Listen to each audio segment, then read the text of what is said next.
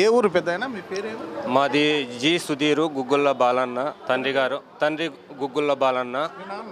మా నాన్న. ఏం జరిగింది? పొద్దున మా రస్తా విషయంలో రాళ్ళు వేస్తాండ్రి. మా ట్రాక్టర్ పొలానికి వెళ్తుంటే వాళ్ళ ఎరువు ట్రాక్టర్ అడ్డం పెడుతున్న వల్ల తీయండి, మా స్థలంలోకి మీరు తిరుక్కోవద్దండి, మీ స్థలంలో మీరు ఉండండి అన్న దానివల్ల నీదెందుకు అవుతుందరా నా కొడకల్లారా అని నేను లేని సమయంలో నా కొడుకు ట్రాక్టర్ తీసుకొని వెళ్ళిపోతుంటే నేను పాలకు పోయిన సమయంలో నా తండ్రిని నా కొడుకుని కొట్టడం జరిగింది. ఎందుకు కొడతారంటూ వాళ్ళ బలగము కుటుంబ వంశస్థులంతా వచ్చి దాడి చేయడం జరిగింది. ఇంటిపైకి దాడి చేశారు. రస్తా పోకోకుండా కానీ రాళ్ళు వేశారు.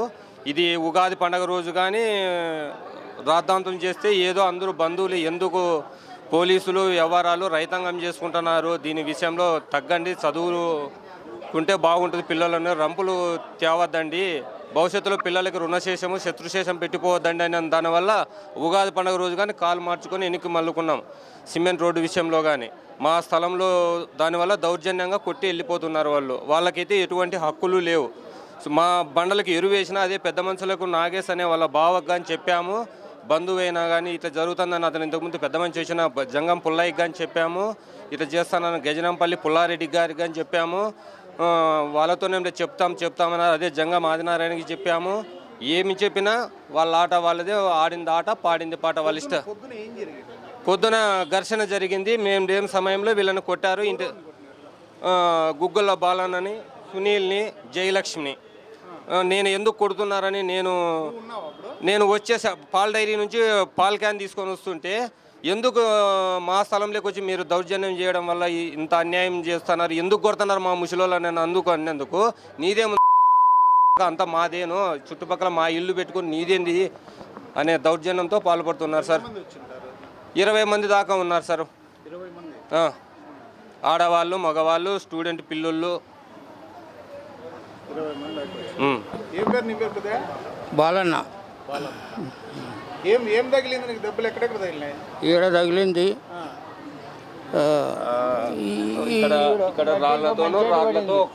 ఇక ఇది పెరుగు అంతా పగలగొట్టినారు. ఈ పండు పోయింది.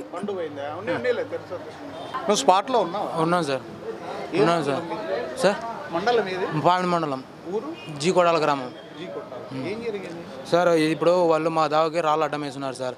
మేము వేస్తున్నాము టాటర్లో అవి అంటే ఎందుకు వేస్తున్నారు అది అన్నాం సార్. అన్నింటి దానికి గుంపులు వచ్చి కొట్టినారు సార్.